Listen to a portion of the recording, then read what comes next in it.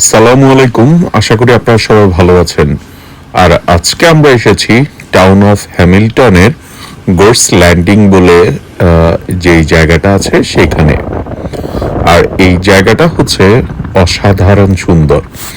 আর দেখতে পাচ্ছেন আজকে খুব রোদ, বেশ সানি ডে এবং ওয়েদারটাও মোটামুটি ভালো। তাই হচ্ছে আমরা এই জায়গাটাতে ঘুরতে এসেছি। আর এই গোর্স ল্যান্ডিং জায়গাটা মূলত হচ্ছে অনেক আগে এখানে হচ্ছে একটা ফেরিঘাট বা এরকম ছিল।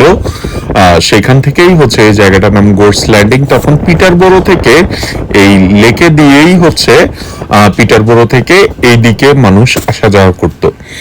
আর এই জায়গাটা দেখতে পাচ্ছেন, এটা হচ্ছে মূলত রাইস লেক। আর এই জায়গাটা শান বাঁধানো আছে ঠিক আগের মতোই।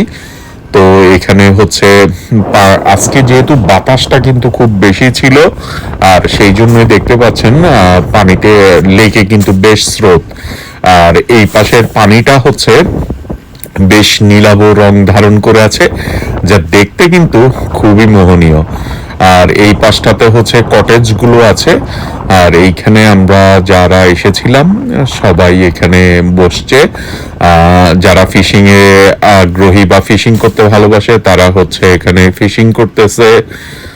আর এই পাশ থেকেও হচ্ছে যে যতটুকু দেখতে পাচ্ছেন, অর্থাৎ লেকের তীর ঘেঁষে যে জায়গাটুকু আছে পুরো জায়গাটুকুই হচ্ছে কটেজে ভরপুর। অর্থাৎ প্রচুর কটেজ আছে এখানে। আর প্রতিটা কটেজের সাথেই হচ্ছে আবার স্পিড বোর্ড আছে, বা যেগুলো দরকার সেগুলো আছে।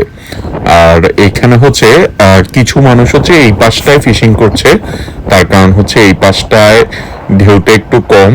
আর কিছু হচ্ছে ওই পাশে ফিশিং করতেছে, যেমন ভাইয়া এমদাদ ভাই, ওনারা হচ্ছে এই পাশটায় ফিশিং করতেছে। তার কারণ হচ্ছে এই পাশটায় হচ্ছে যদিও ঢেউ আছে, মাছ পাওয়া যাচ্ছে, ছোট হোক বড় হোক মাছ পাওয়া যাচ্ছে। খুবই ভালো লেগেছে আমার এখানে এসে। মানে এইরকম জায়গায় হচ্ছে আমার খুব ভালো লাগে, পছন্দ। তার কারণ হচ্ছে চারপাশটা খোলা।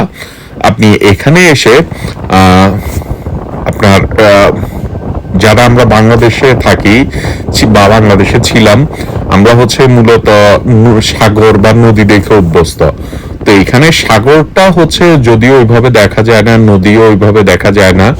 তো এই যে লেকগুলো আছে, এই লেকগুলোতে আসলে অন্তত সাগরের কিংবা নদীর অনুভূতি পাওয়া যায়। আর ওই যে দেখতে পাচ্ছেন ছোট ছোট দ্বীপ আছে, তো এগুলো দেখতে অনেকটা পাহাড়ের মতো মনে হচ্ছে, যদিও এগুলো আসলে উঁচু টিলা বা এরকম। তো পাহাড়ের মতো মনে হচ্ছে।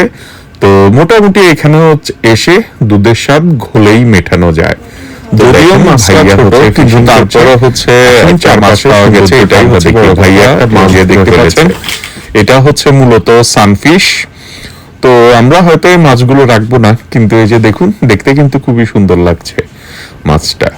তো আমরা এখানে প্রায় বেশ খানিকক্ষণ ছিলাম, 2 ঘন্টার মতো।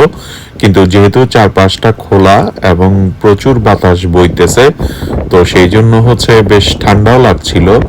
তো সেই জন্য হচ্ছে আমরা এখান থেকে রওনা দিলাম।